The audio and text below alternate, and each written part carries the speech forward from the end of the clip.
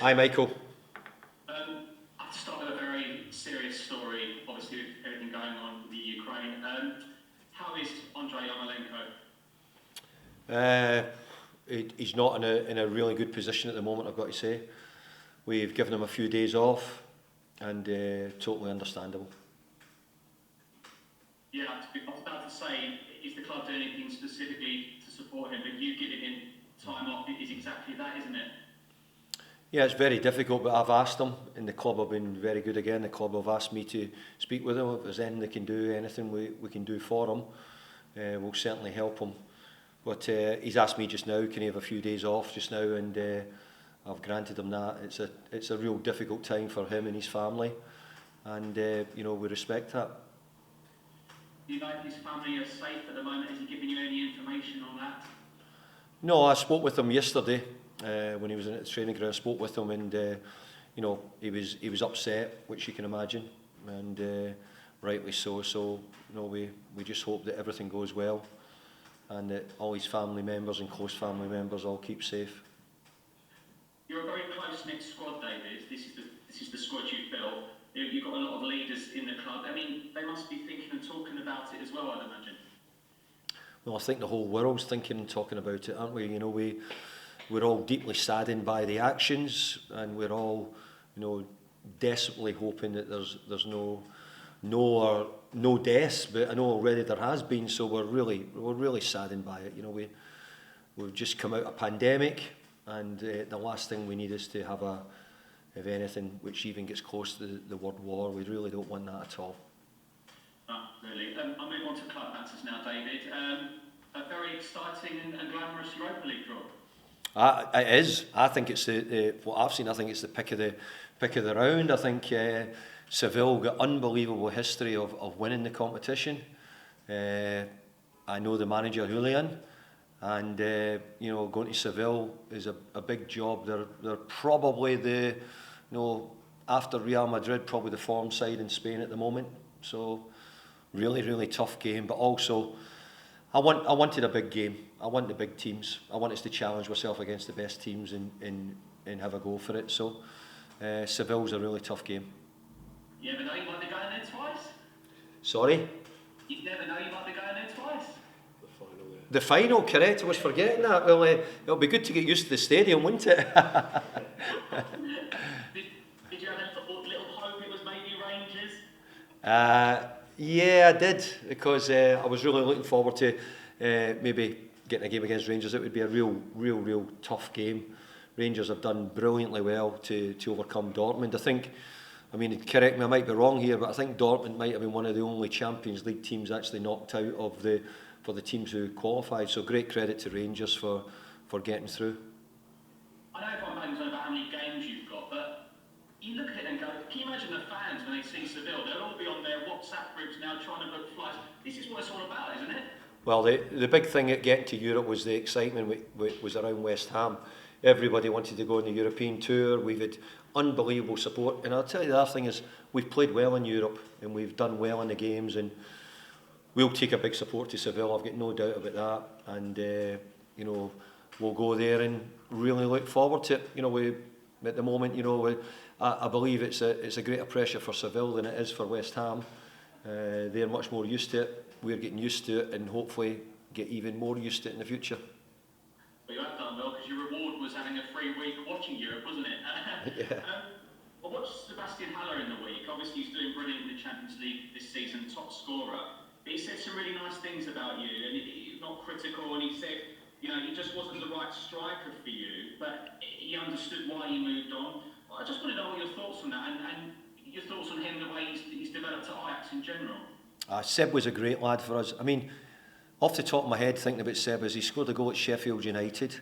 He scored an unbelievable overhead kick for us, which I think was on the verge of being goal of the season. So that's off the top of my head. And probably Seb played as big a part as us staying in the division as MD. His goals were really important in the games if you look at them. So, we thank Seb, but he had a great opportunity. Ajax were in the Champions League. And it hadn't all been plain sailing for him here. It hadn't been all easy for him. So we got the money which we thought was correct. It was a move which suited Seb and us at the time. So we moved on. But I always thought that he had all the abilities to score goals and make goals, and he's going on to prove that. So he's a good lad, Seb, and we wish him well. Finally for me, David, Wolves on Sunday, it's a bit like a mini league, isn't it, with the European places, yourselves, Man United, Wolves, Arsenal and Spurs. Do you feel like it's a bit of a mini league going on at the moment? What I do know is it's really tough and it's really difficult, you know, because you can see the standard of the teams, very, very strong. And, you know, from that point of view, then you have to play well. But no, we're pleased that we're in there competing. No, we're unbeaten in 4 games, I think it is at the moment in time. So we'll take that. We'd like to have some more wins, but overall, we're still in a good place, and we hope that we're still there come the end of the season. Thank you. Thank you, Michael. Paul from PLP. Thank you very much. Hi, Paul. David, hi there. The next few weeks you've got Premier League games, the FA Cup game midweek, you've got these Europa League games coming up as well. I know there's never a dull week in this league, but you know, do you feel a sense of sort of anticipation and excitement that real achievement can happen over these next couple of weeks? Well, this is the sort of level you want to be at. You want to be competing, and I think when we talk about having European football after Christmas time, this is now the moment. So we're getting into a really exciting period as a club. We've probably not been in this situation for quite a while, as far as being involved in cups, challenging at the top of the league, in all cup well, not all cup competitions, but certainly in the 2 competitions we're still in, we have a good chance, and we want to try and be involved further on.